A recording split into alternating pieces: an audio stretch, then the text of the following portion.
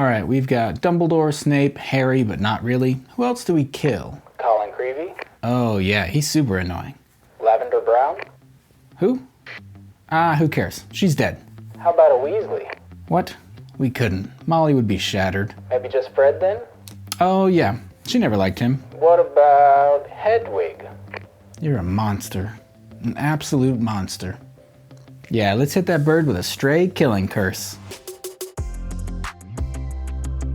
Hello all, I'm Josh, this is Josh Builds Stuff, and before we talk more about this set, I want to do a little experiment. You see, often LEGO will put disclaimers on their boxes, like you buy a set that's a boat, and it'll say the boat does not float.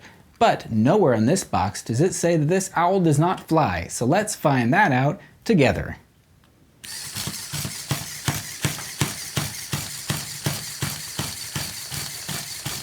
Wingardium Leviosa!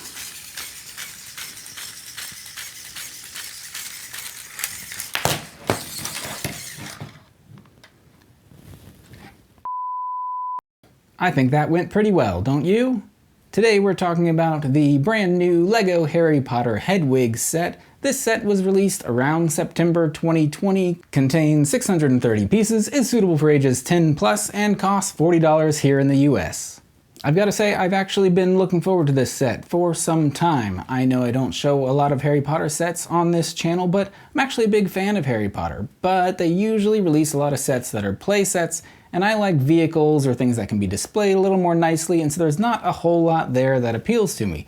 But this set is different because it is more of a display set and less of a play set, though it does contain one minifigure and one minifigured owl of our star of this set, Hedwig herself. The main feature of this set, as you saw earlier, was this really great looking fluid wing flapping motion that you get when I turn this lever back here. And so that makes this set not only a pretty cool display piece, but also has some really cool mechanics built into it. However, for those who might want more out of a LEGO set, like some playability, this set does lack in that category.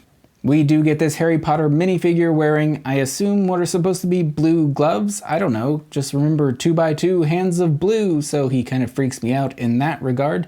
I don't know, they kind of look like surgeon's gloves. They're very bright blue at this point, so maybe Harry Potter just had medical school as his fallback plan if wizarding school didn't work out. We also get a little molded owl figure who we've gotten in the past, but I don't know if we've gotten it with the flapping wings like this. Either way, these two are a nice accompaniment to this larger set. The build for this set was actually a lot of fun. There's a lot of variation between the stand, the owl itself, and of course all of the mechanical aspects that go into giving this owl the motion. And I think all of those mechanical parts, at least as they pertain to the build, are really the hidden gem of this set. Most of the mechanics end up getting hidden, but I like that you can still see little exposed bits here and there so you can tell what's really going on. In the end, I think we're left with a really great looking sculpture, but because of these little exposed mechanical bits, this kind of looks like, I don't know, a turn of the century automaton kind of early robotic figure where they tried to hide a lot of the mechanics, but obviously some of them show through. I don't know, I think all of that, coupled with the fact that the owl itself looks really nice, turns this into a really great set, and I think a really great build.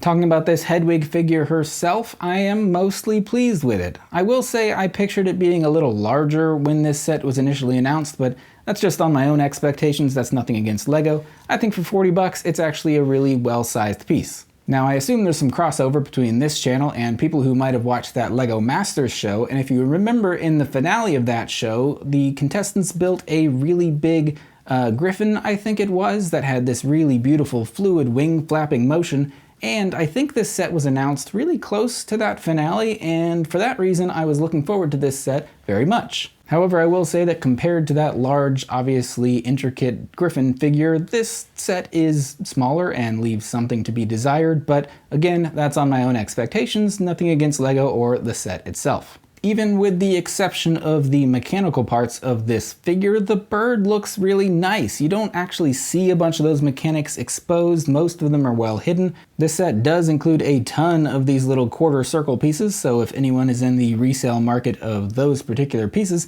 this is the set for you. But yeah, the wings look really nice, the tail feathers are nice. There is a little bit of posability you can do with the individual feathers at the tips of the wings and on the tail itself. The head can also swivel from side to side and twist a little bit, but otherwise most of your movement is going to come from the mechanics inside.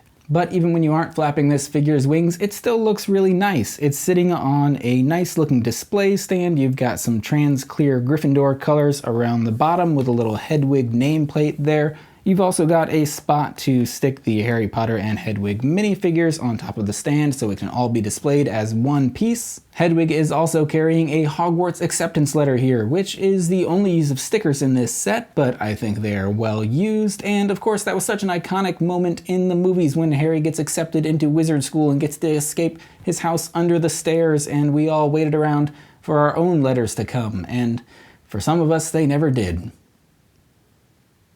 But some of us were dedicated and we studied magic anyway, and we became what others might call squibs, but we don't discriminate in this house, and we believe that magic is for everyone. See, I told you I'm a fan of Harry Potter. Would someone who just watched half of one of the movies actually know what a squib was without looking it up on the internet? Is that what it's called? Squib?